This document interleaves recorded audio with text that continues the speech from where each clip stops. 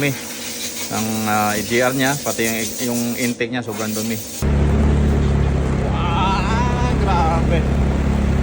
D-Max 2009, sobrang usok. Titingnan natin kung magandang gawin natin dito. Yan.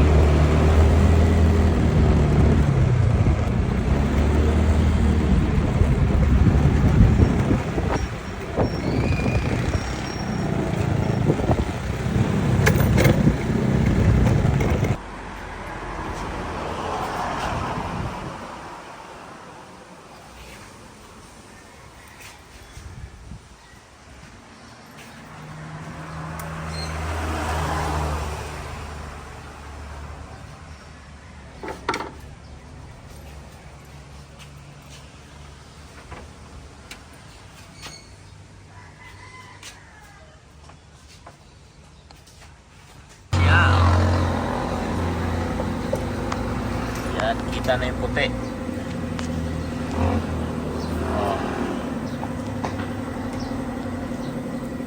Yan. Yo, Isuzu D-Max mga lods. EGR cleaning at saka turbo mga lods, at saka intake, exhaust. Yan, nilinis natin mga lods. Isuzu D-Max. Yan. So, yan.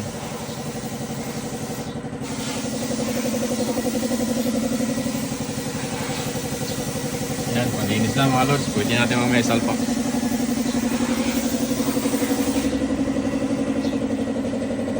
Isuzu D-Max mga lods. So yan mga lods, bubuuin na lang natin yan dahil malinis na siya.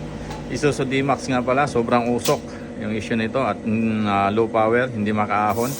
So yan, nakita natin sobrang dumi ng EGR niya, pati yung intake niya sobrang dumi.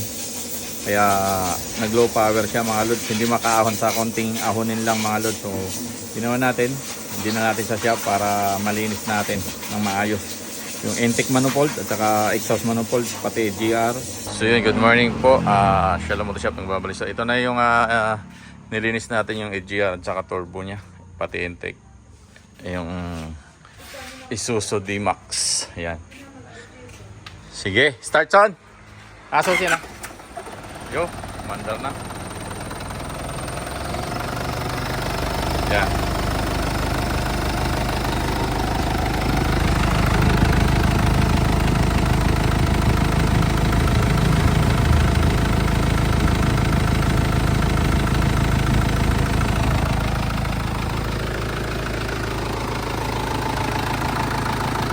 Yan po, mandar na.